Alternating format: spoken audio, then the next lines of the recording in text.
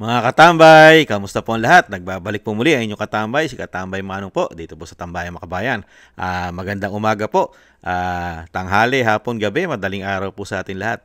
Saan masulok ng bansa ang mundo tayo naroon, naway maingatan po tayong lahat mga kababayan. Umpisa na po natin mga tambay, makibalita po tayo. Maki-update po tayo kung ano po ang kalagayan po ng ating dating Pangulong Duterte sa The Hague, sa ICC po mga tambay sa Netherlands. Ito po, makibalita po tayo at komentuhan po natin ang kalagayan po ng ating dating Pangulong Duterte sa Netherlands, sa The Hague. Ito po mga tambay, pakinggan po natin ang balita. Ang update. Update lang po kay tatay kung katong gahapon medical check-up, okay man siya, no? Sige pakatok sa sulod sa mga security, kakaunog tarong, super okay ang health, okay sa tanan. Kanya nalang siya yung mga message para sa ako ang mga igsuon sa iyahang mga apo nasa politika.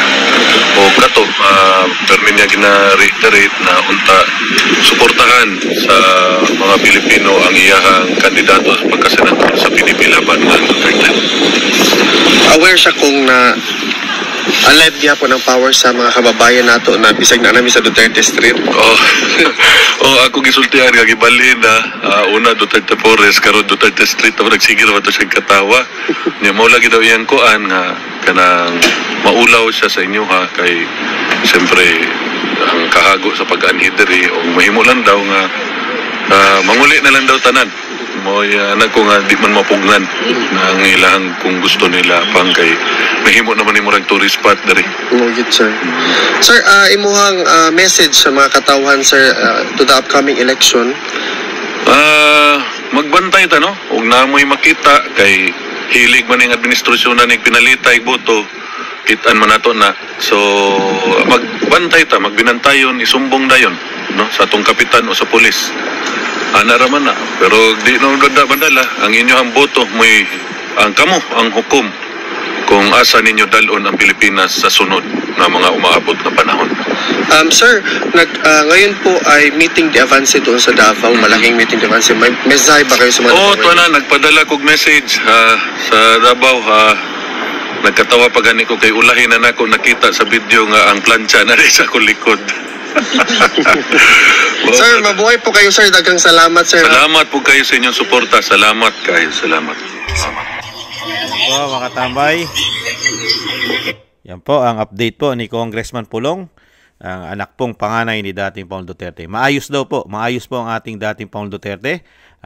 Kumakain na po, magana. Magana naman po siya kumain, nakapag-exercise naman kahit papaano at masigla rin po siya at masaya mga tambay at napasaya daw po siya at napatawa nung nababalitaan niya po na meron na pong forest sa Duterte Forest at syempre po yung Duterte Street mga tambay. May Duterte Park pa rin, di po ba mga tambay? At syempre po yung kabiling-bilinan po ng dating Pangulong Duterte sa politika, suportahan po natin ang Duterte 10 mga tambay, ang PDP laban na black voting mga kababayan. At ganoon din po ang Congressman Pulong sa mga kababayan natin sa taga Davao, ay suportahan nyo po ang mga Duterte sa Davao. At nakita nyo naman po, at kayo po ang nakaranas at nakasaksi kung paano po maglingkod ang tatak Duterte sa inyo pong syudad, lalong-lalo sa Davao City. Di po ba mga kababayan? Huwag na po kayong mamili ng sinasabing susubukan nyo. Mas mainam na po yung tested, yung subok na ninyo for how many long years, di ba, sa Davao, kaysa yung susubok na naman kayo. Mahirap na po. Nangyari na po sa atin yan. Sinubukan po natin ang mga Marcos. Ano po ang nangyari sa atin? Di po ba nabudol? Ang kauna-unang nabudol ang Vice President at tayong mga Pilipino dahil nga sinubukan natin yung sinasabing paglilingkod nila. Mahirap na po. Yung subok mo na, susubok ka ng iba, baka po tayo mabudol, mga kababayan. Komento ko lang po yan. Kung paniniwalaan nyo si Kamano, salamat po, mga kababayan. Dahil nasaksihan na po natin, yung nagtiwala tayo, ibinalik natin sa kapangyarihan ang binagoong ang Pilipinas. Ano po ang nangyari po, mga kababayan? Ano po nangyari? Ayan po. Hindi po nakakuha ng justice. Mga tambay, ang nakuha po ng dating Pangulong Duterte ay instant injustice. Instant injustice po ang nakuha, mga tambay, ni dating Pangulong Duterte. Hindi po fair justice. ang ginawa po sa kanya. Kinidnap, itinapon. Yan po ang sinasabi natin. Mahirap na pong mabudol, mga kabayan. Piliin po natin yung talagang maglilingkod at magbabago at magbabango sa ating bansa. Yung sinasabi po ng dating Pangulong Duterte, mga tambay, PDP laban. At syempre po, pakinggan din po natin ito. Meron po kasi kung nakitang ads. Meron po kasing ads na kumakalat po sa TikTok. Ito po yung makatotohanan sa mga politikong mahilig mangako. You know, yung pag naupo na, iba na po ang ginagawa nilang trabaho. Pero mahilig po silang mangako. At sinasabing ginagawa naman daw po nila. Kaya lang hindi po pangako ang ginagawa. Tingnan po natin ito pong mga artista na gumawa po ng parang commercial o TV ads, mga tambay. Pakinggan natin ito.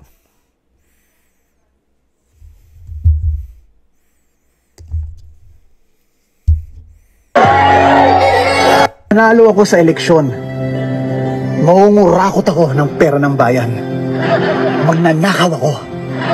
Pero at least, honest ako.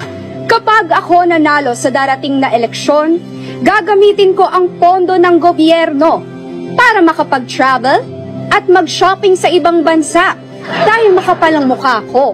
Pero, at least, honest ako. Kapag nanalo ko sa darating na eleksyon, bibigyan ko ng pwesto sa gobyerno ang lahat ng mga kamag-anak at kaibigan ko. Dahil korap ako. Pero at least, honest ako. Pag akong nanalo sa darating na eleksyon, hindi ko tutuparin ang mga pangako kong ibababa ang mga bilihin at itataas ang sweldo. Dahil nambobola lang ako para manalo.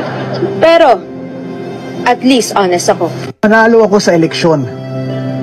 Mangungurakot ako ng pera ng bayan. Magnanakaw ako. Pero at least, honest ako. Kapag ako nanalo sa darating na eleksyon, gagamitin ko ang pondo ng gobyerno para makapag-travel at mag-shopping sa ibang bansa dahil makapal ang mukha ko. Pero, at least, honest ako. Kapag nanalo ko sa darating na eleksyon, bibigyan ko ng pwesto sa gobyerno ang lahat ng mga kamag-anak at kaibigan ko. Dahil korap ako. Pero at least, honest ako. Pag akong nanalo sa darating na eleksyon, hindi ko tutuparin ang mga pangako kong ibababa ang mga bilihin at itataas ang sweldo. Dahil nambobola lang ako para manalo. Pero Di ba mga tambay? Ganyan po. Pag napwesto na po at nakita po natin yan at naranasan po ito pong 19 Congress at pag-upo po ng binagoong Pilipinas. Nakita nyo po sa dami po ng pinangako nila sa atin nung kampanya. Ano po nakita natin? Kurap. Napakarami po nilang biyahe. Napakaluluho po ng kanilang paglilingkod. Napakarami po nila at napakarami natin nakita na luxurious sa kanila, mga kabayan. Di ba? At napakarami pong pamilya nila ang nakapwesto at nagsiyaman. Di po ba? Dahil sila raw po ay, ayon po sa komersyal, ay kurap daw po sila. Magnanakaw daw po sila ayon dito sa komersyal. Yan po. Kaya maging matalino po tayo, mga kabayan. Maging matalino na po tayo. Bumoto po tayo ng tama. Ito pong darating na halalan, Lunes, mga tambay. Bumoto po tayo. Nahandyan po ang PDP laban na handa pong baguhin at ibangon muli ang ating bansa na nababaon po sa utang. Baon po sa utang, buwan-buwan po, lumalaki po ang ating utang. Katunayan, na-i-vlog na po natin, di ba? Ito pong January, February, March, ay lumobo po ang utang natin sa loob ng 3 buwan. Mga tambay, ayon po sa Bureau of Treasury natin. Mahigit 40 billion po ang naidagdag. 3 buwan, paano pa yung April? April, May, June, July, hanggang December. Wala pa yan. Kaya po, mag-isip tayo mga tambay at napakarami po natin dapat gawin, lalo-lalo po ang Duterte 10, ang PDP laban. Pag nakapasok po sa Kongreso at Senado, ay napakarami po dapat imbestigahan, lalong-lalo po sa ating kaperahan at sa sandamukal po nilang paglabag sa batas, mga kababayan. Kaya po, kailangan po natin gawin yan. Solid po tayo, black voting po mga kababayan. PDP laban. Yan po mga tambay, napakaganda pong balita po at good news po na sa kabila po ng dinaranas po ng dating Pangulong Duterte na talagang yung paghihirap na binigay sa kanya, talagang grabing kasamaan ang binigay po sa kanya. Talagang nakita po natin yung ginawa po sa kanya. Yung political harassment, kidnapping, mga tambay, at tapos kinukondisyon naman ang isip natin, di ba? Pagdating dito sa pamahalaan natin, kinukondisyon po. Mind conditioning naman po ang ginagawa sa atin na tama lahat ang ginawa nila. Wala silang nilabag na batas, mga katambay. Pero, sa katotohanan po, dahil hindi naman po tayo tangat bobot mga gago para mapaniwala nila, nakita po natin lahat ang ginawa nila sa dating Pangulong Duterte. Kidnapping po ang lumalabas na investigasyon, di po ba? Tapos, hindi po nakakuha ng parehas na hustisya, mga tambay. Di po ba? Walang due process ang ginawa nila. Ano ginawa nila? Instant. Di ba? Sila po ang nasunod. Di ba? Nilagay nila sa kanilang mga kamay. Instant injustice po ang nakuha ng dating Pangulong Duterte. Unbelievable. Kaya po mga kabayan, gising-gising po. Gising-gising po tayo. At gawin po natin ang kabilin-bilinan po ng dating Pangulong Duterte. Duterte po, solid. At black voting po tayo mga kababayan. Lahat po ng PDP laban, mga kababayan. Yan po mga tambay. Maraming salamat po. At maraming salamat po sa update ni Congressman Pulong sa nangyayari po sa kanila roon sa The Hague, sa ICC, sa Netherlands. At syempre po isama po natin sa mga dasal at panalangin na pagpatuloy at tuloy-tuloy po ang kalakasan at paggaling ng dating Pangulong Duterte hanggang siya po ay makauwi ng ating bansa. Isama po natin sa dalangin at panalangin. At syempre ganoon din po ang pag-iingat ng Vice President dahil po sa napakarami po nagpapabagsak po sa kanya. Alam naman po natin yan. Isama po natin sila sa dasal at panalangin na maingatan po sila. At syempre po, thank you po. Shoutout po sa ating mga subscribers. Maraming salamat po sa inyo mga kabayan. Sa kasulok-sulukan ng ating bansa at kasulok-sulukan po ng ating ng mundo, kasulok-sulukan po ng mundo na may mga subscribers po tayo at ating mga kababayang mga OFW. Ingat po, shoutout po. Mabuhay po kayo mga bagong bayani. At thank you rin po sa mga nagbibigay po ng biyaya sa inyong lingkod. Thank you po. Shoutout po Kingston 123 ng Hong Kong, Eric Hershio ng Canada, Jake Yahut 4531 ng Maisog, California, USA, Gina Ray Solid DDS ng Berlin, Germany, Julieta Silona ng Sydney, Australia, Baby Roman Ate Isa ng Cagayan, Bali, Jem Aris ng United Arab Emirates, Jobilin Watanabe ng Japan, ako si Pilam, at si Annie Joe. Thank you po sa mga biyaya pong pinagkakalob. Ingat po kayo, maingatan nawa po. At sa inyong lalo po sa inyong mga paggawa.